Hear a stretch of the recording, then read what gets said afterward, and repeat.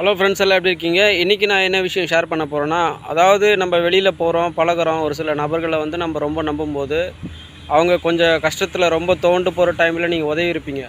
அந்த உதவி கூட அவங்க பெருசாக எடுத்துக்காம, ஸோ உங்களையே பின்னாடி பேசக்கூடிய சூழ்நிலை ஏற்படும். ஸோ அந்த மாதிரி நபர்கிட்டருந்து நீங்கள் கொஞ்சம் விலகி இருக்கணும். அதுக்கான ஒரு பதிவு தான். நமக்கும் இப்போ இடையில குறிப்பிட்ட காலத்தில் ஒரு சமீப காலமாக ஒரு நண்பர் நெருங்கி பழகுனார். அவருக்கு நம்ம கஷ்ட சூழ்நிலையில் நல்லா உதவணும். ஆனால் அதை கூட பொருட்படுத்தாமல் நம்மளையே பின்னாடி பேசிக்கிட்டு, அது எவ்வளோ ஒரு கீழ்த்தனமான ஒரு செயல் அப்படிங்கிறத நீங்கள் புரிஞ்சுக்கணும். ஸோ அந்த மாதிரி நபர்கிட்டருந்து கொஞ்சம் விலகிருங்க. அதுக்கான ஒரு பதிவு தான். எல்லார் லைஃப்லேயும் நடக்கும். யாருக்கு நம்ம உதவுறோமோ, யாரை நம்ம பாவம் பார்க்குறோமோ, கடைசியில் அவங்களே நமக்கு ஆப்போனண்ட்டாக மாறுவாங்க. ஸோ கண்டிப்பாக எல்லாரோடைய லைஃப்லேயும் நடந்திருக்கும்.